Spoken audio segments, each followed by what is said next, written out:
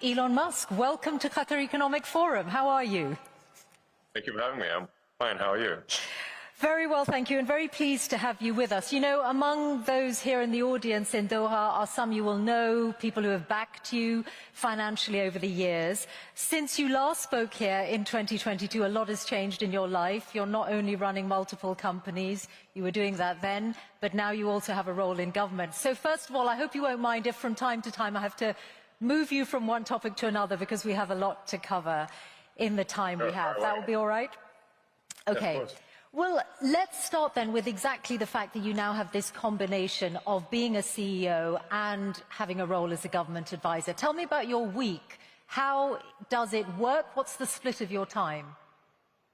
Well, I travel a lot. So I was in Silicon Valley yesterday morning. I was in LA yesterday evening. I'm in Austin right now. I'll be in DC tomorrow.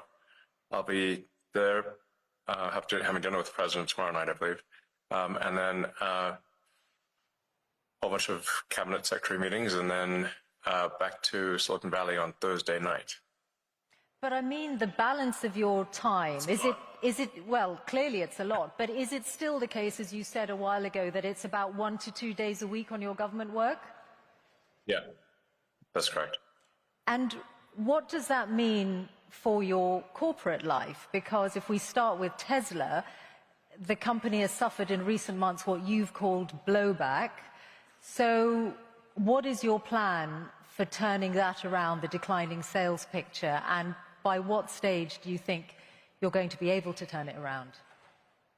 Oh, it's already turned around. Give me some evidence for that. I've just been looking at the sales figures for Europe in April, which show very significant declines in the big markets. Europe is our weakest market. We're strong everywhere else. So our sales are doing well at this point. We don't anticipate any meaningful sales shortfall, and obviously the stock market recognizes that, since we're now back over $1 trillion in market cap. So clearly the market is aware of the situation. So it's already turned around. But sales still down compared to this time last year. In Europe. In Europe, okay. And yes, but that's true of all manufacturers. There's no exceptions. Does that mean that you're not going to be able? Does that mean European market is quite weak? Okay, but you would acknowledge, wouldn't you, that what you are facing, okay, let's just take it as Europe, what you are facing is a significant problem. This Tesla was an incredibly aspirational brand. People identified with it. They saw it as being at the forefront of the climate crisis, and now people are driving around with stickers in their cars saying, I bought this before we knew Elon was crazy. And there are also people who are buying it because Elon's crazy, or however they may view it. So yes, we've lost some sales perhaps on the left, but we've gained them on the right. The sales numbers at this point are strong, and we see no problem with demand. So what do you... And I mean, you can just look at the stock price. If you want the best inside information, the stock market analysts have that, and our stock wouldn't be trading near all-time highs if it was not.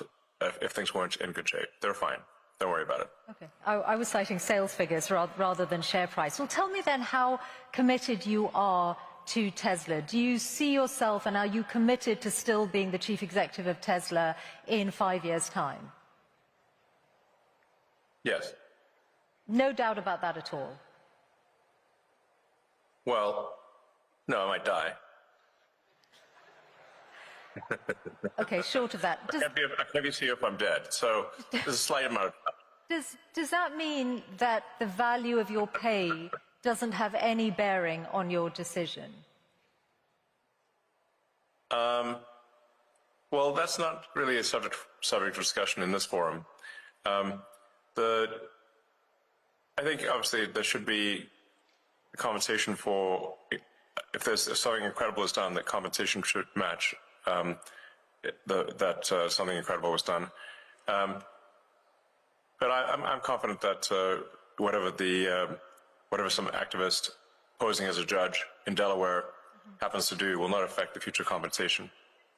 This is the judge who twice struck down the $56 billion pay package that was awarded to you. I think the value on the current value of stock options. Yeah. Not a judge, not a judge. The activist who is cosplaying a judge in a Halloween costume. Okay, that's your characterization.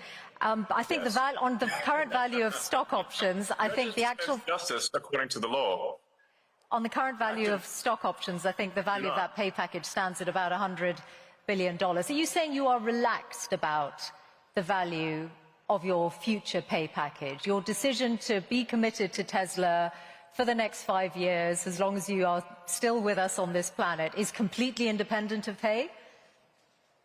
No. It's not independent. So pay is a relevant factor then to your commitment to Tesla? A sufficient voting control such that I cannot be ousted by activist investors is what matters to me. And I've said this publicly many times. But let's not have this whole thing be a discussion of my alleged pay. It's not a money thing. It's a reasonable control thing over the future of the company, especially if we're building millions, potentially billions of humanoid robots. I can't be sitting there and wanting to get tossed out by, for political reasons, by activists. That would be unacceptable. That's all that matters. Now let's move on. Okay. Well, just one question. Let's move on. Well, one question before we move on to other companies, which is that I wonder if some of what has happened to Tesla in the last few months, did you take it personally? Yes. And did it make you regret or think twice about your political endeavors?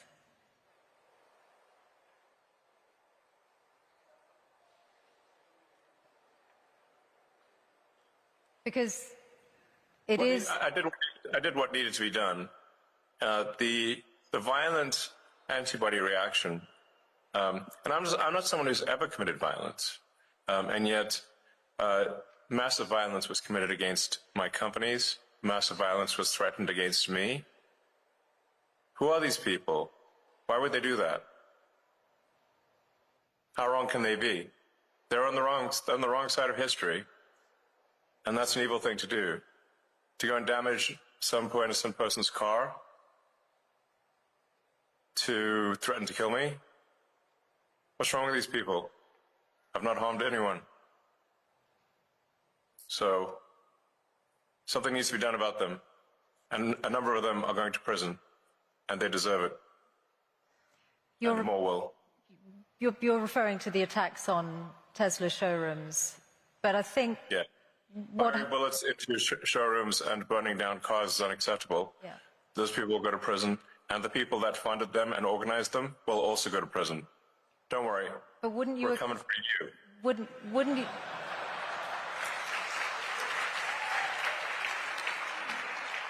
But wouldn't you acknowledge that some of the people who turned against Tesla in Europe were upset at your politics, and very few of them would have been violent in any way. They just objected to what they saw you say or do politically. Well, it's certainly fine to object to political things, but it's not fine to resort to violence and hanging someone in effigy and death threats. That's obviously not okay.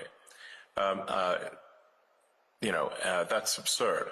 That is in no way justifiable at all. In any way, shape, or form. And some of the legacy media nonetheless have sought to justify it, which is unconscionable. Shame on them.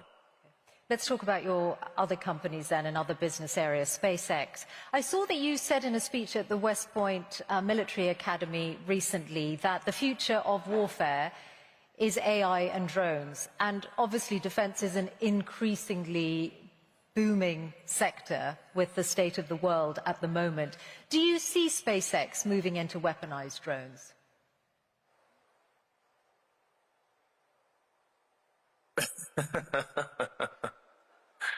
You certainly ask interesting questions that are impossible to answer. SpaceX is it's the space launch leader. So SpaceX doesn't do drones. SpaceX builds rockets, satellites, and internet terminals.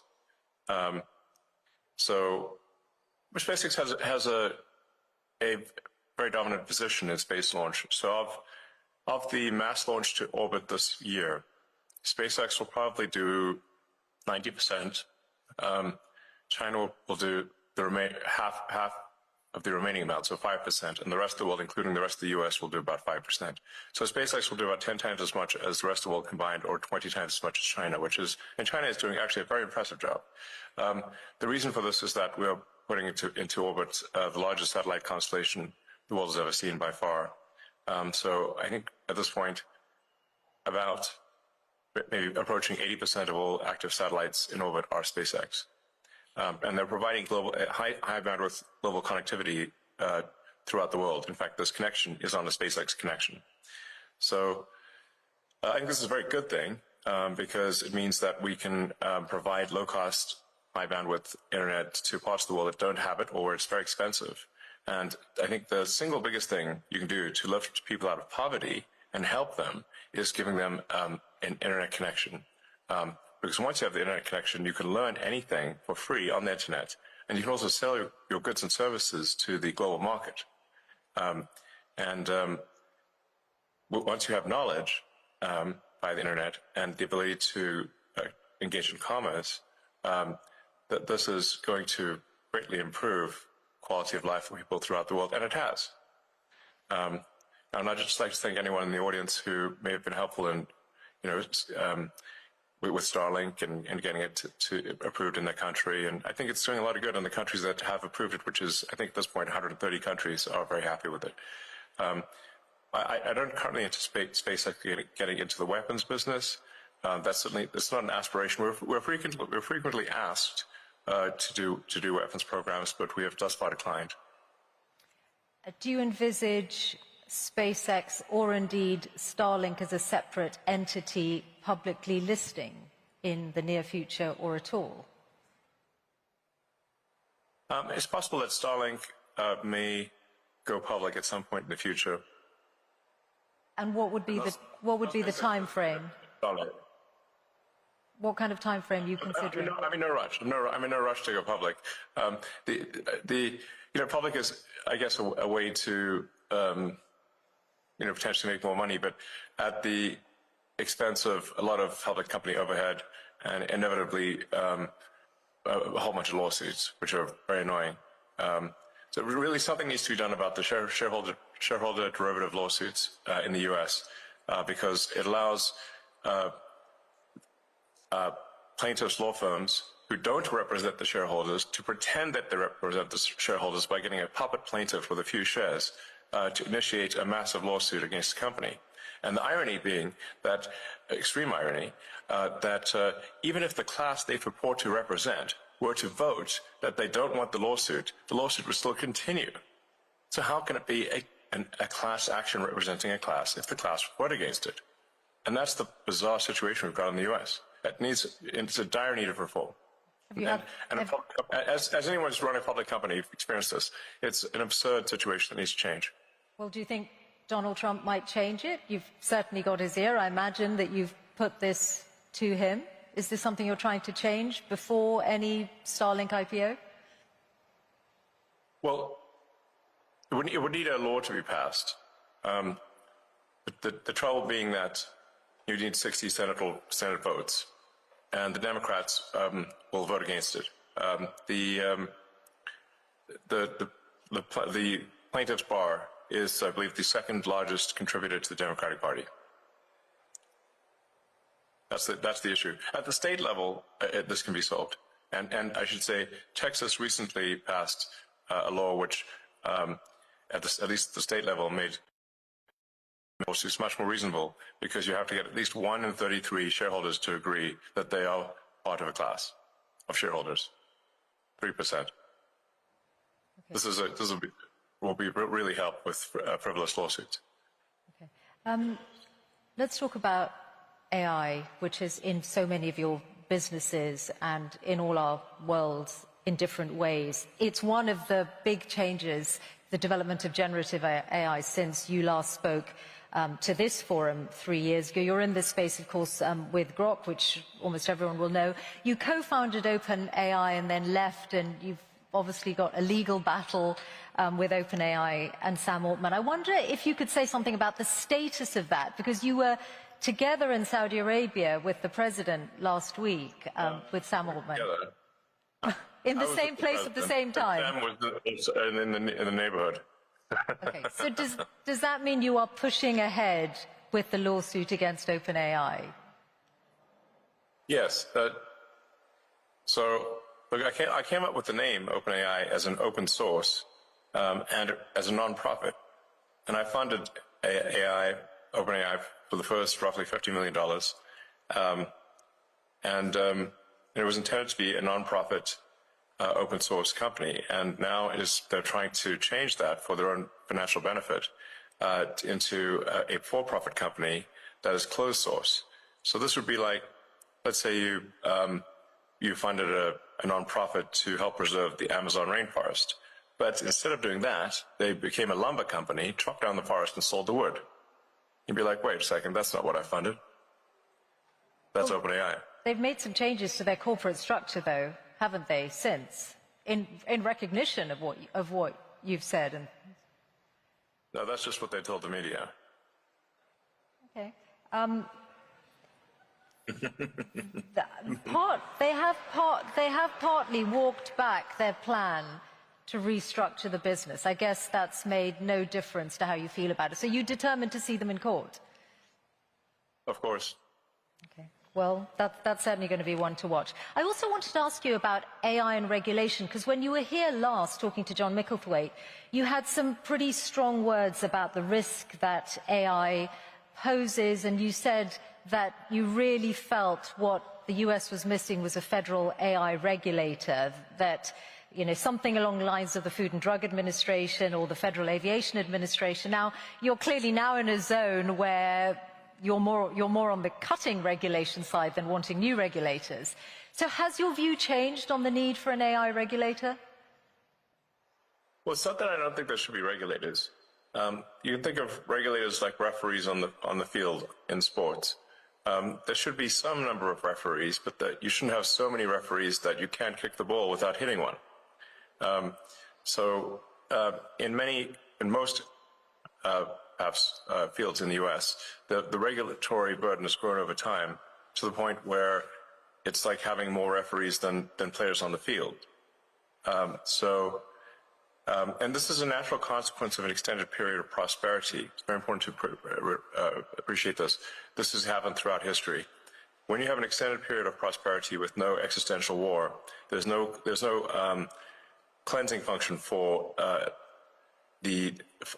unnecessary laws and regulations. So what happens is that every year more laws and more regulations are passed because legislators are going to legislate, regulators are going to regulate, and you will get the steady pile of more and more laws and regulations over time until everything is illegal.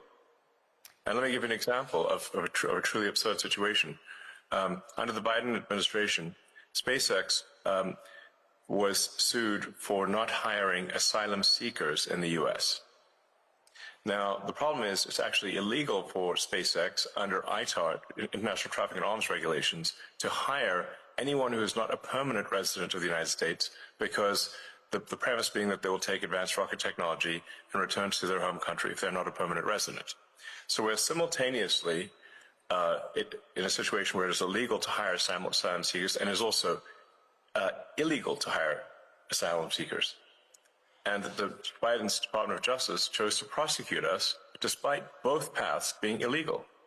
Damned if you do, damned if you don't. But my question was specifically about a regulator for AI, which you said 3 years ago was needed, and you said we need to be proactive on the regulation of AI rather than reactive. Have you changed your mind on that? No, of course not. No, of course not. What I'm saying is that there should be some referees on the field, a few referees, but you shouldn't have a field jam-packed with referees such that you could not kick a ball in any direction without hitting one.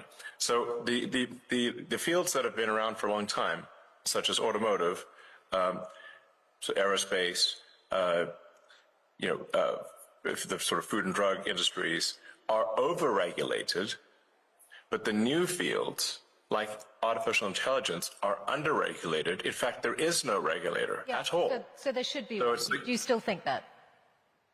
Yes, I'm simply saying, which I think is just basic common sense, that you want to have at least you want to have a few referees in the field. You don't want to have an army of referees, but you want to have a few referees on any given field, in any given sport, or even any given arena, industrial arena, to ensure that public safety is taken care of. But you don't want to have so there's a proper number of referees. Like I said, it's actually very easy to visualize this when compared to sports. If the whole field is packed with referees, that would look absurd. But if there were no referees at all, your game's not going to be as good. Okay, so let's then talk about your new world, your role advising government. You are in this unique and unprecedented position of having billions of dollars worth of contracts with the federal government yourself, mostly through SpaceX, and also now an insider's knowledge of it because of DOGE. Can you see that there is a conflict of interest or a potential conflict of interest in broad terms just through that very fact? I don't think so, actually. There have been many advisors throughout history and the U.S. government and others who have had economic interests. And I am simply an advisor. I don't have formal power. And that's it. The president can choose to accept my advice or not. And that's how it goes. If there's a single contract that any of my companies have received that people think is somehow not was awarded improperly, it would immediately be front-page news, to say the least. And if I didn't mention it, certainly my competitors would. So if you're not seeing that, then clearly there's not a conflict of interest. There's another way, though, to look at it, that, for example, you have many competitors, whether it's companies like Boeing or companies who would like to do more of the kind of work you do for NASA, Blue Origin, Rocket Lab, and because DOGE is in every federal government department, you or people who work for DOGE, and you are the driving force behind it, have an insight into those companies' affairs and those companies' relationships with the federal government. No, all we do is we review the organization to see if the organization has departments that are no longer relevant, and then are the contracts that are being awarded good value for money. In fact, frankly, the bar is not particularly high. Is there any value for money in a contract? And if there isn't, then we make recommendations to the secretary. The secretary can then choose to take those actions or not take those actions, and that's it. And then any action that is as a function of DOGE is posted to the DOGE website and to the Doge.gov or at Doge handle on the X platform. So it's complete transparency, and I've not seen any case where, to the best of my knowledge, there's even been an accusation of conflict, because it is completely and utterly transparent. That's it. And what about the international dimension? Now, let's think about Starlink. Starlink is obviously a very, very good internet service. It's sought after all over the world. It's critical to the front line in Ukraine. It has also had more contracts coming its way, and there is some evidence that companies are allowing access to it because they want to be close to the Trump administration and send the right signal. So Bloomberg broke news today that the South African government is working around the rules on black ownership in order to allow Starlink in, and that is being done on the eve of the visit that President Ramaphosa is going to make to the White House. Do you recognize that as a conflict of interest? No, of course not. First of all, you should be questioning why are there racist laws in South Africa? That's the first problem. That's what you should be attacking. It's improper for there to be racist laws in South Africa. The whole idea with what Nelson Mandela, who was a great man, proposed was that all races should be on an equal footing in South Africa. That's the right thing to do, not to replace one set of racist laws with another set of racist laws, which is utterly wrong and improper. So that's the deal, that all races should be treated equally, and there should be no preference given to one or the other. Whereas there are now 140 laws in South Africa that give that basically give strong preference to if you're a black South African, and not otherwise. And so now I'm in this absurd situation where I was born in South Africa but cannot get a license to operate in Starlink because I'm not black. Well, it looks Does like that that's seem about. right to It you? looks Does like that that. seem right to you? Looks like that's about to change. I just asked you a question. Please answer. Does that seem right to you? Well, those rules were designed to Does that seem bring. right to you, yes or no? Those rules were designed to bring about an era of more economic equality in South Africa, and it looks like the government has found a way around those rules for you. I asked you a question. This is your interview. Everyone wants to hear from you. I asked you a question. Yes or no? Not Racist for me. laws, yes or no? Not for me to answer. I have got a question for you about your government must work like there and the racist laws, amount of then. savings. Why do you like racist laws? This is not for me to answer. Come on. Yes, it is. Now, you wouldn't be trying to dodge a question. You have to that ask a is difficult question. for I you answered to my answer. question. No, you answer Look, mine. I think if you, I'm sure you can have that conversation directly with the South African government if you want to. I want to ask you about the total. I can't believe it. That's not good. I want to ask you about the total Why do you amount. like racist laws? I want to ask you about the total amount that you're planning to save through Doge's work. Before the election, you said it was going to be at least 2 trillion. The number currently on Doge.gov is $170 billion. That's a big change. What happened to the 2 trillion? Or do you expect it to happen immediately? Well, is it going to happen? Because Doge is supposed to run till next July. I mean, your question is absurd in its fundamental premise. Are you assuming that on day, within a few months, this an instant 2 trillion saved? No, I'm not at all. I'm just asking, is that still your aim then? Is it Have we still not your made aim to good get to progress 2 given the trillion? amount of time? Have we not made good progress given the amount of time?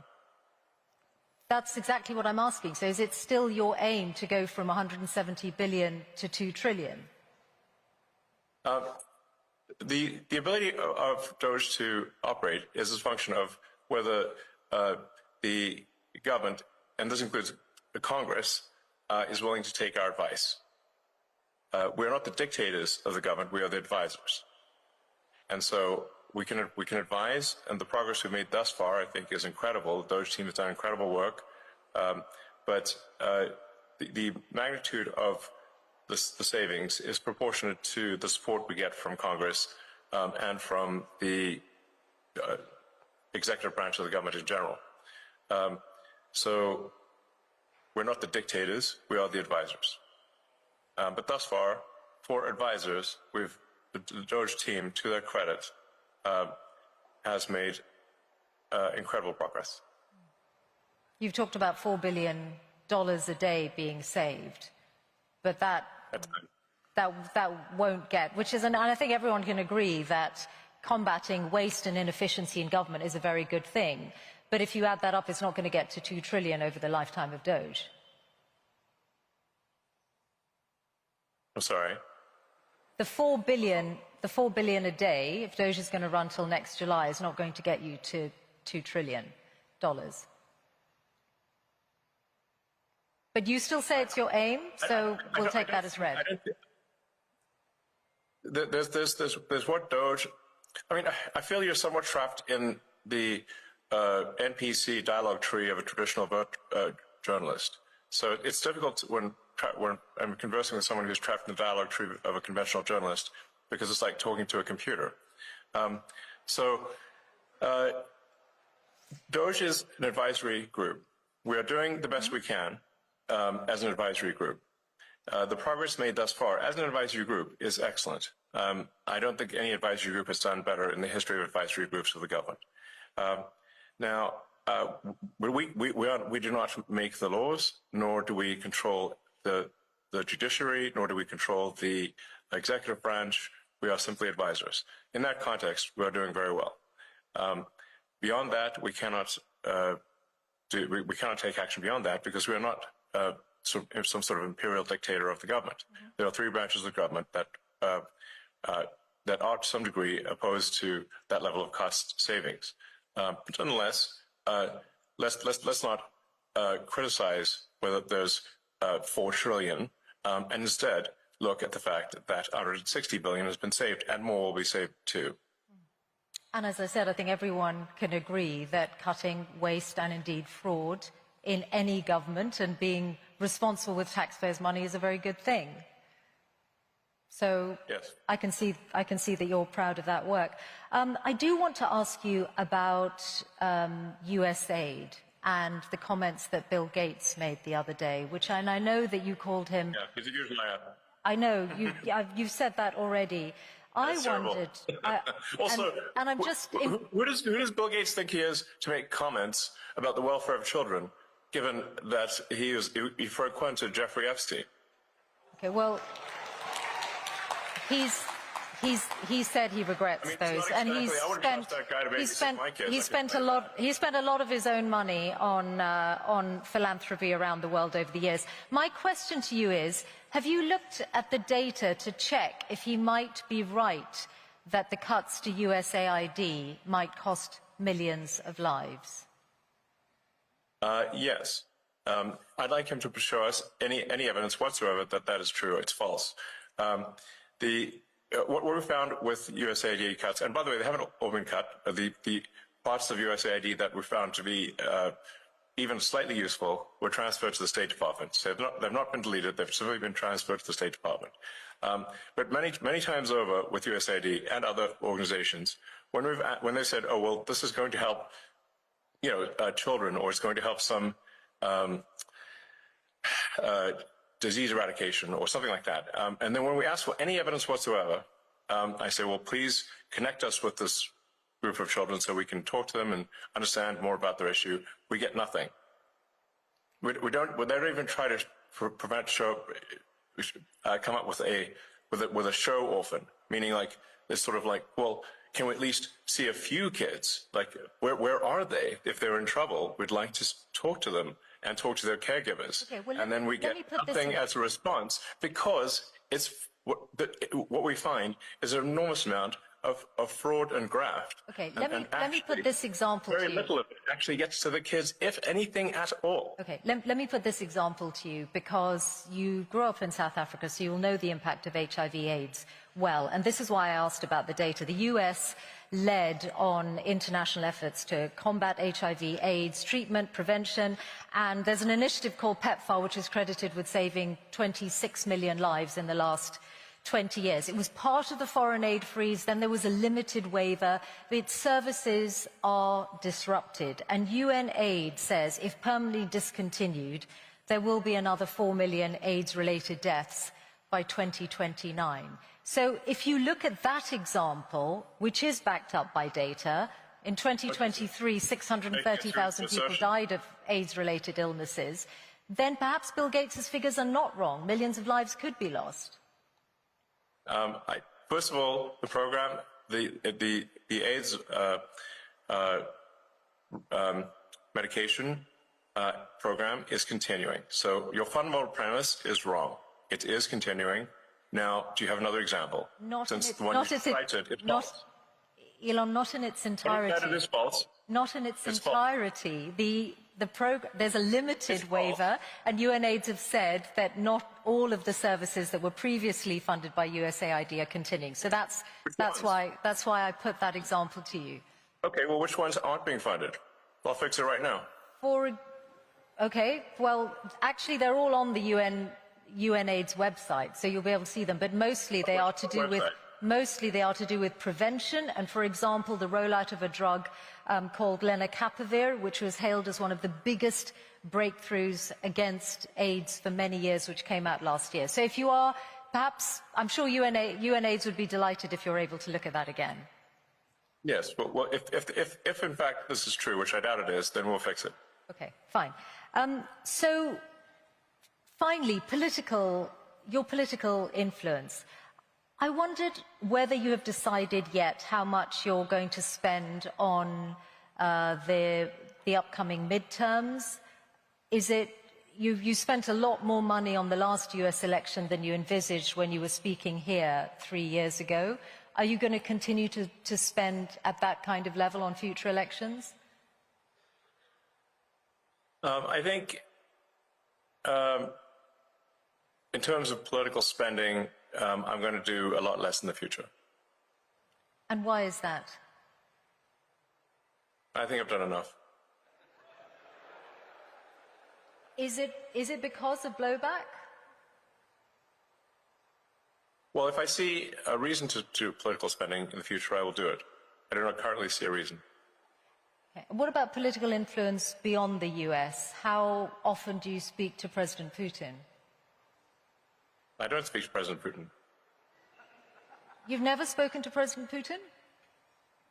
I was on a video call with him once about 5 years ago. Okay. That's the only. Why would you think I speak to President Putin?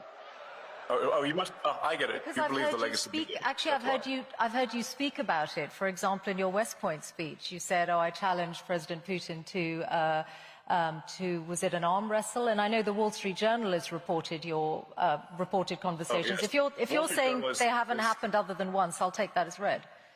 Is there a worse publication on the face of the earth than the Wall Street Journal? I wouldn't use that to line up my cage for parrot droppings.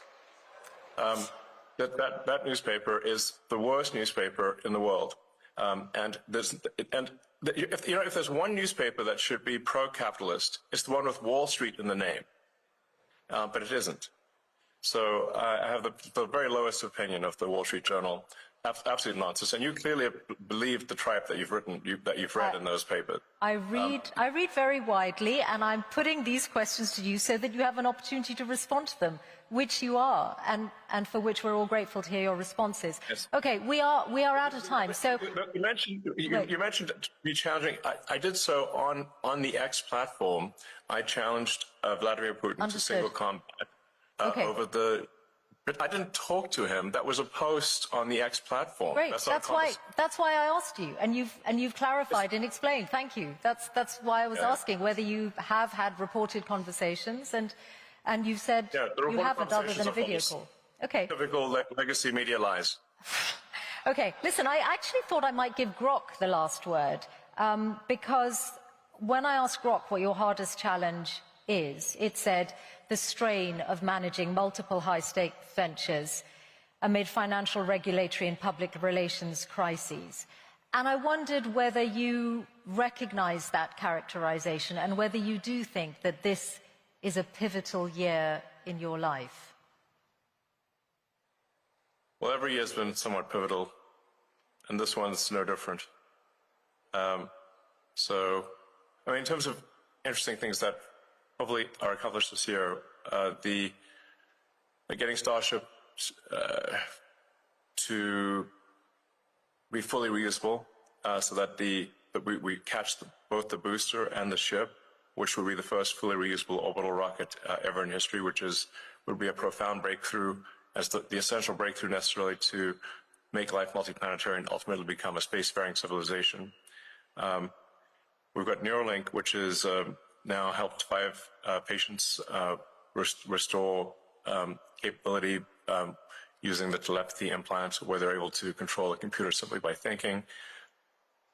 We'll be doing our first patient to restore sight with our blind sight implant, which is the end of this year or early next. In fact, that first patient might be in UAE, since we have a relationship with UAE and the Cleveland Clinic there. I think on the AI front, we are close to what you might call AGI, or digital superintelligence. I think we are seeing an explosion in digital superintelligence here. And then we've got at Tesla we'll be launching unsupervised autonomy, basically self-driving cars with no one in them, in Austin next month. So it's a big year for sure. Many other things in the works too. Okay. I'm a technologist first and foremost. Elon Musk, thank you very much for joining us here at Qatar Economic Forum. Thank you.